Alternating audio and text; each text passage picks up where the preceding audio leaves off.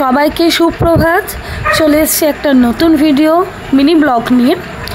আজকে বুদ্ধ পূর্ণিমা উপলক্ষে আমার বাড়িতে সত্যনারায়ণ পুজো। আজকের ব্লগটা আমি স্টার্ট করছি আমার ছাদ বাগান থেকে। তোমরা যে ভিডিওতে দেখছো গাছগুলো সব আমার নিজে হাতে করে করা ছাদ বাগানে। এটা আমার জবা ফুল গাছ, আরও অনেক ধরনের গাছ রয়েছে। তো আজকে আমার জবা ফুল গাছে অনেক লাল জবা হয়েছে, তাছাড়া আরও অন্য ফুল গাছে আরও অনেক ফুল হয়েছে। তো সেগুলো আমি তুলব পুজোর জন্য। আর এই হলো আমার ঠাকুর ঘর। আমি আমার ঠাকুর ঘরটা আমি ছাদেই করেছি, যেহেতু আমরা নতুন বাড়িতে শিফট হয়েছি, এখানে জায়গা ছিল ছাদে অনেকটা, ওই জন্য ছাদে আমি আমার ঠাকুর ঘর করেছি। এটা আমার অনেক দিনের ইচ্ছা ছিল, আমি পূরণ করেছি। আর যেহেতু আজকে বৃহস্পতিবারও, আমি সেই জন্য আলতা পরে লাল পাড় শাড়ি পরেও রেডি হয়ে গেছি। আর এই ফুলগুলো সব আমার নিজের হাতের ছাদে করা। আর লাল যে জবা গাছটা দেখলে সেই গাছ থেকে আমি সব ফুল তুলে নিয়েছি।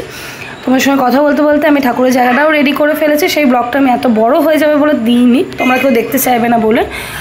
তো আমি পুরো ঠাকুরের জায়গাটাকে সিংহাসন পেতে, নতুন গামছা দিয়ে, নারায়ণকে লেখে, শালগ্রাম শিরা লেখে, মোকাম সাজিয়ে নিয়ে, পুরো সিন্নি প্রসাদ দিয়ে পুরো ঠাকুরের জায়গাটাকে রেডি করে নিয়েছি। আমার বাবাও বসে গেছে পুজোতে, কারণ অনেকটা দেরি হয়ে যাচ্ছে, সবাই কাজেও বেরোবে, ওই জন্য তাড়াতাড়ি বাবাও পুজোতে বসে গেছে। বাবা পুজোও শুরু করে দিয়েছে।